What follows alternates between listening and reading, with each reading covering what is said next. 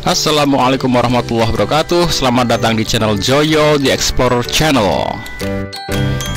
Oke teman-teman semua, kita akan melihat nih proses recycling atau daur ulang baterai. Kita tahu bahwa sekarang ini era sudah menuju ke era mobil listrik, kendaraan-kendaraan serba listrik, sepeda motor juga listrik. Maka tidak lepas dari yang namanya teknologi baterai. Baterai ini menjadi sesuatu yang sangat vital dalam teknologi listrik. Maka dari itu, saat baterai ini kita tahu kita menggunakan mobil misalkan atau sepeda motor, maka umur baterai ini sangat bervariasi. Ada yang ordernya beberapa bulan sudah rusak, ada yang 1 tahun rusak, ada yang 2 tahun rusak, ada yang sampai 4 tahunan ya. Itu udah sangat panjang ya kalau mau menggunakan baterai sampai 4 tahun. Itu normal, itu antara 1 sampai 2 tahun itu sudah cukup bagus ya. Misalkan kita beli baterai untuk mobil kita ya, kok bisa bertahan 2 tahun, nah itu sudah masuk kategori bagus ya, sudah lumayan bagus ya.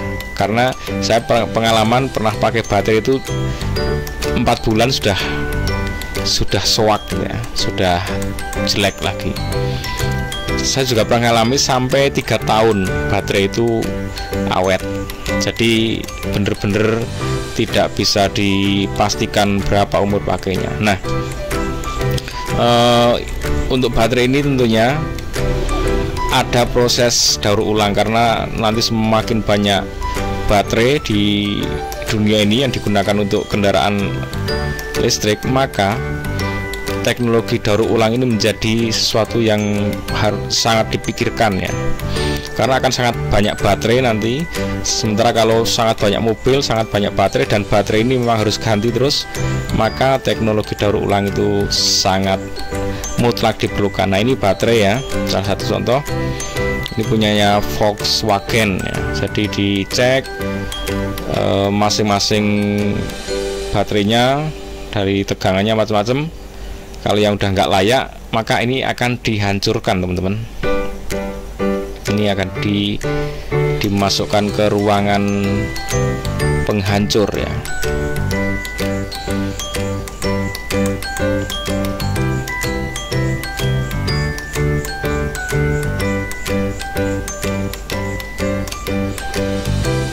Nah, itu ruangannya. Wah, masuk ke ruangan, digiling, dihancurkan ya.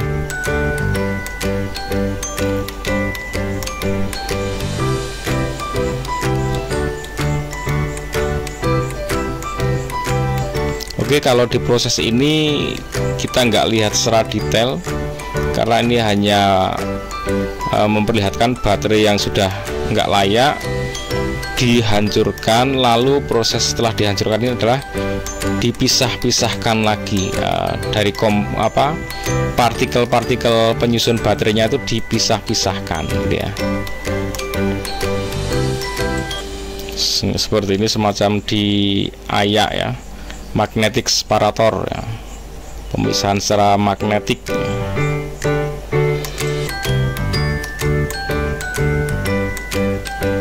Setelah dipisah-pisahkan, mereka dikumpulkan ya, sesuai dengan, nah itu aluminiumnya ya, dipisah-pisahkan. Penjelasan ringannya ya, penjelasan sederhananya ya.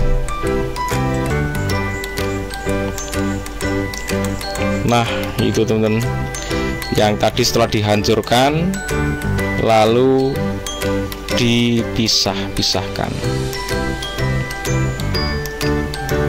Intinya dipisah-pisahkan lagi, dan itu nanti bahan-bahannya itu akan dibentuk lagi menjadi komponen-komponen penyusun baterai lagi.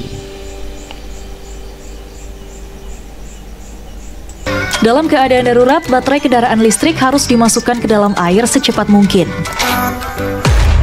Standar keamanan saat mendaur ulang baterai-baterai ini sangat besar. Gudang seperti ini harus dibanjiri busa dalam beberapa menit karena baterai kendaraan listrik sangat mudah terbakar atau bahkan meledak. Perusahaan pertama yang melakukan daur ulang dapat menghasilkan banyak keuntungan. Ini karena baterai mengandung logam berharga seperti kobalt dan nikel. Tim DW mengunjungi pabrik daur ulang terbesar di Eropa untuk baterai kendaraan listrik yang baru saja dibuka beberapa bulan yang lalu. Ja, wir stehen hier womöglich auf einen der teuersten Böden Deutschlands. Baterai yang dikirim ke sini memiliki masalah dan telah ditarik kembali oleh pabrik mobil. Namun masih sedikit yang datang. Volume yang tinggi itu, misalnya dalam jumlah besar, akan tiba ketika baterai kendaraan listrik generasi pertama gagal dalam beberapa tahun. Kemudian bisnis besar akan mengisyaratkan apa yang disebut massa hitam dan logam yang terkandung di dalamnya. Dunia sedang beralih ke kendaraan listrik dan permintaan logam-logam untuk kebutuhan baterai akan naik secara signifikan. Dengan mendaur ulangnya, produsen dapat mengurangi kebutuhan untuk mengambilnya dari tambang dengan kondisi kerja yang buruk. Baterai diparut dan diubah menggunakan proses kimiawi untuk menjadi apa yang dikenal sebagai massa hitam. Emas hitam industri daur ulang. Di antaranya, kamu dapat mengekstrak campuran hijau nikel, mangan, dan kobalt darinya yang digunakan untuk baterai baru. Tetapi, apakah harganya sesuai? Ketika operasional ditingkatkan, sebagian besar proses akan diotomatisasi. Namun, baterai masih perlu ditingkatkan untuk tingkat daur ulang yang tinggi. Wenn wir über die Autobatterien reden, dann erkennen wir ganz klar, dass Dan tingkat daur ulang yang tinggi seperti aluminium memiliki kelebihan lain yang pada akhirnya hal ini juga baik untuk iklim. Oke teman-teman, intinya setelah dihancurkan kemudian partikel-partikel kimia di dalamnya dipisahkan dan untuk dibentuk ulang lagi menjadi baterai baru. Oke teman-teman, seperti itu prosesnya. Semoga menambah wawasan kita, karena ke depan kita akan berhadapan dengan era baterai, era mobil listrik, kendaraan listrik, dan sekarang pun sudah sangat luar biasa perkembangan electric vehicle. Oke teman-teman, ikuti terus Joyo The Explorer Channel. Jangan lupa bahagia. Assalamualaikum warahmatullahi wabarakatuh.